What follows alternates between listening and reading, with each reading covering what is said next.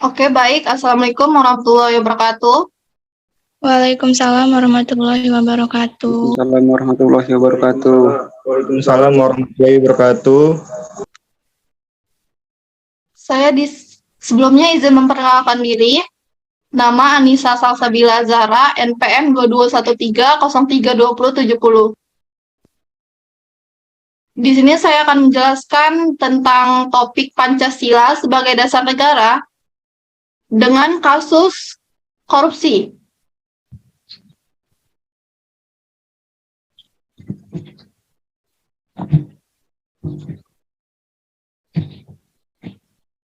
Pancasila itu apa sih? Di sini Pancasila itu merupakan rumusan dan pedoman kehidupan berbangsa serta bernegara bagi seluruh rakyat Indonesia.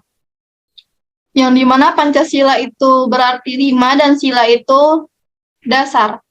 Artinya Pancasila itu merupakan 5 dasar negara Kesatuan Republik Indonesia.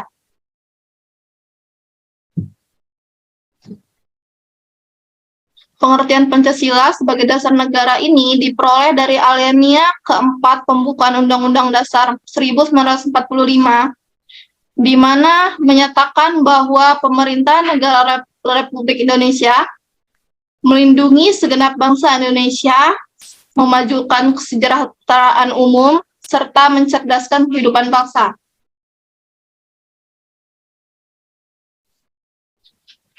Pembukaan Undang-Undang Dasar 1445 ini ditetapkan sebagai dasar negara oleh PPKI pada tanggal 18 Agustus 1945 yang sebagai penjelmaan seluruh rakyat Indonesia. Untuk korupsinya sendiri, korupsi merupakan penyelewengan atau penyalahgunaan uang negara atau instansi, organisasi, dan lain sebagainya. Korupsi ini terdapat pada Undang-Undang Dasar Nomor 31 Tahun 1999. Contoh yang saya ambil yaitu kasus korupsi dari mantan Menteri Sosial, yaitu Juliari Batubara, yang memotong uang paket bansos penanganan COVID-19 pada masyarakat sebesar Rp10.000 per paket, senilai Rp300.000. Di sini ia dinyatakan bersalah melakukan korupsi bersama dengan pengadaan paket bansos dan penanganan COVID-19 di wilayah Jabodetabek tahun 2020 sebesar 32,48 miliar.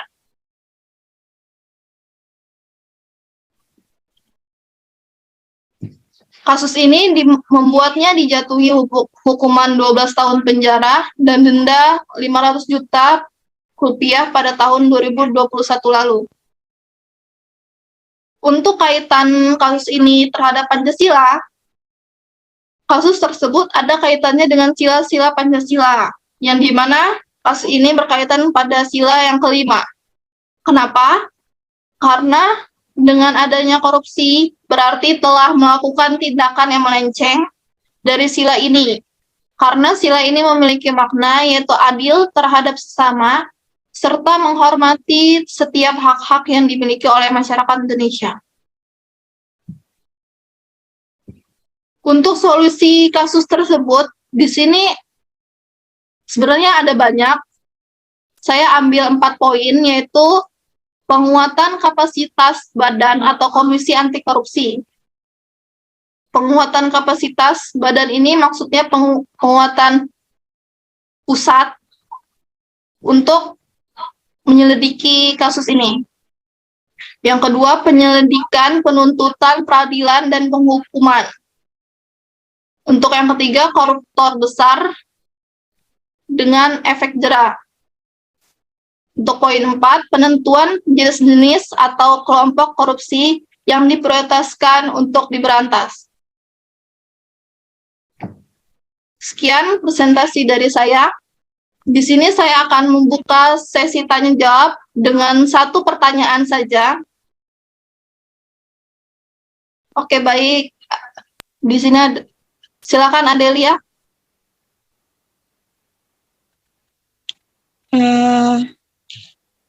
Izin moderator, izin bertanya.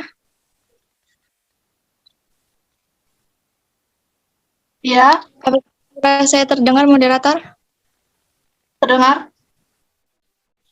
Jadi saya ingin tanya, tadi kan kasus tindak pidana korupsi. Nah, di sini pertanyaan saya, apakah perkara tindak pidana korupsi dapat dihentikan apabila tersangka mengembalikan kerugian negara? Cukup sekian, terima kasih. Terima kasih pertanyaannya.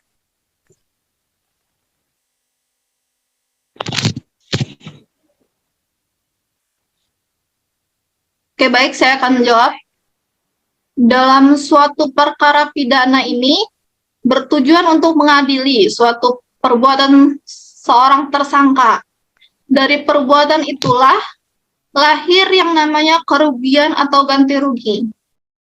Jika kerugiannya tersebut dikembalikan, tetap tidak menghapus perbuatan pidananya dan hanya berpengaruh kepada pengurangan hukuman pidana tersebut.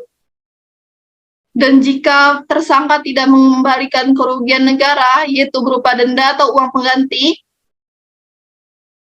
sedangkan proses pengembalian kerugian negara berdasarkan Undang-Undang Nomor 20 Tahun 2001 tentang perubahan atas Undang-Undang Nomor 31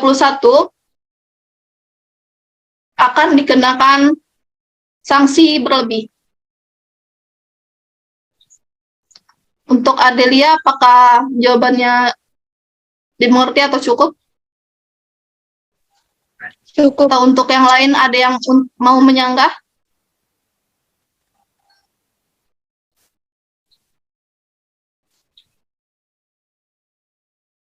Bagaimana, Adel?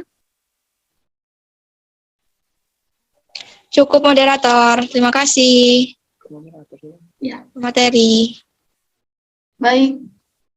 Mungkin itu saja. Sekian bila topik waridaya. Wassalamualaikum warahmatullahi wabarakatuh. Waalaikumsalam warahmatullahi wabarakatuh.